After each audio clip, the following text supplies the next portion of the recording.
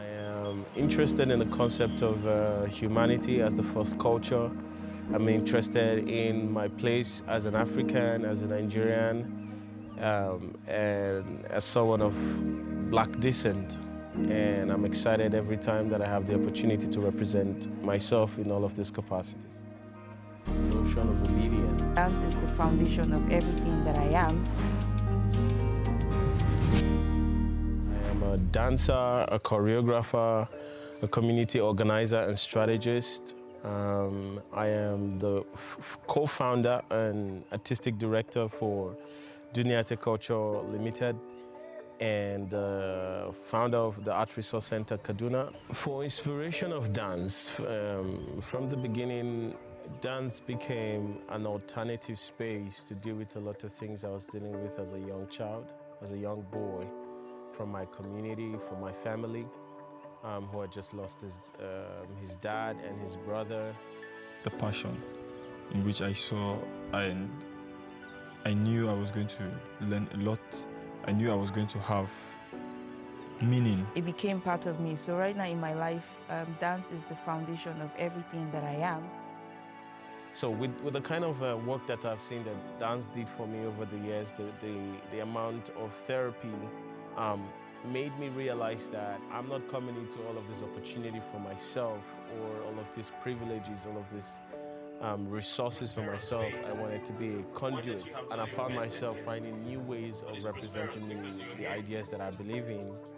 And one of them is to start an art organization that exactly provides platform. And recently, in a month or so back, we had an international festival. That's our second international event in Kaduna.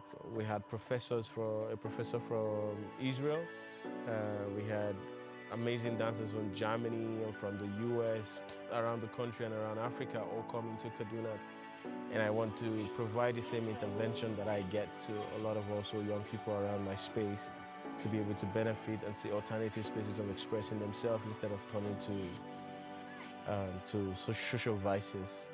We're using a unique philosophy of movement that I've started working on, I think from 2017, called Notion obedience. Notion obedience, that is the main technique we're working on. It's an obedience to your body, how the notion your body flows with you. How your body moves, how you listen to when your arm is ready to move, and to make sure that arm really moves. Whether you're conversant with Afro dance, hip hop, and also crump, with Nigerian style from around Africa. What we do, you can call it contemporary though. Or some people call it African contemporary, however that it fits your own description of movement. But for us, it's an exploration of what is within and producing that outside. And that idea is what we're calling the notion of obedience. What we are trying to do from our own perspective is to encourage people to listen to themselves. We're trying to encourage people to see beyond their physicality and to explore the things that are not very obvious. We recently just did a piece that will be touring in September and November. In September in Lyon, at Biennale de la Danse Lyon, and the African Biennale in Maputo, Mozambique. And the piece we're doing is a reflection of what is happening currently in the country, in southern Kaduna, more precisely as the origin of our story, and then around the northern Nigeria with banditry, terrorism, insurgency, ethnic cleansing, and all of those.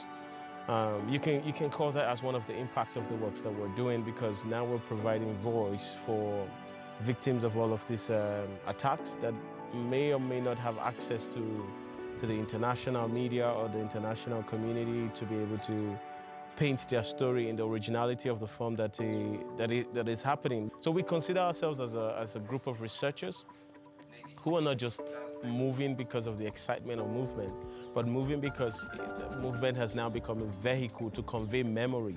And with our piece going out again, that's more interest for the country. If you ask any creative from any sector, they could almost tell you the same thing, that funding has always been one of the biggest issues. From 2017, pretty much, 2016, 2017, and I've always done that with my money. This is the first time this year, 2023, that I'm getting one funding. That's almost 10% of the entire budget. Because what the predominant picture of dance in the state is very trivial and casual. There's not a lot of positivity attached to it. There's not a lot of civil importance to it. Over time, we kept money for ourselves, and then we got space, we got residence, we were renting the apartment, and then within the year, we look for how to raise the rent to pay for another year. So I feel like that's one way that we've been able to deal and cope with this.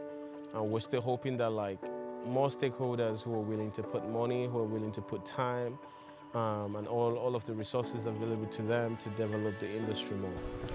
For me, I'm a stickler for truth.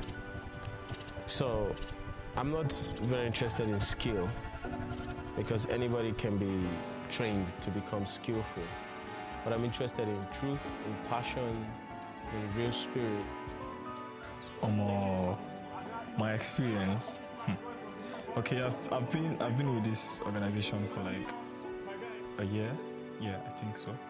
So my experience has been dope. We're all different people with different mindsets, different spirits. We all just came together to work on one thing. So there is this love that has been standing out ever since. So when I hold a workshop, an audition, I'm looking for people who have team spirit. I mean, usually for a competition, we're just rehearsing endlessly. Same thing for a performance anyways. But we never start a work without research. So we give a lot of time to research, and from research, we begin to imagine. Everything you've created become one with you. People, they get to feel something, they get to see something. They understand that, okay, this thing you're showing us has been a journey for you. So I put a lot of attention in choreography because as much as solos are the soul of the piece, choreographies are like the structure. What the piece is saying, what the piece is asking you to say at that particular time. I mean, I don't think there's overcoming in any behind the scene because I think these are the most precious moments for me, the process. More than the finished work. We've just finished a long 2 weeks of residency and we've been able to do the right work. In between all of that, we've had ants bite us on the mat. We've had people hurt their knee, their shoulder. We've had people cry for hunger. The sun is killing us. I'm waking up today again to rehearse, and you know, we just finished like 2 weeks residency. It hasn't been easy because we need to wake up every day on time, be on that mat until it's time to leave the mat. You could say those are challenges, but then it's still part of the process. Whether you're in an AC-kitted studio, you know, there's still one thing that would always happen. There's still one ups and downs that is always going to happen. How we deal with it is to know that there is a common goal here.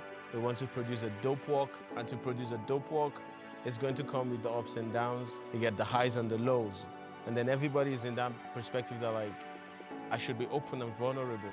Nothing is perfect, nothing is stationed, nothing is permanent. Anything can change at a particular time. Hi, my name is Brenda Dona. Joshua Akuba Gabriel. Collins Sunday. Adams Bature. And I'm a dancer. And I'm a dancer.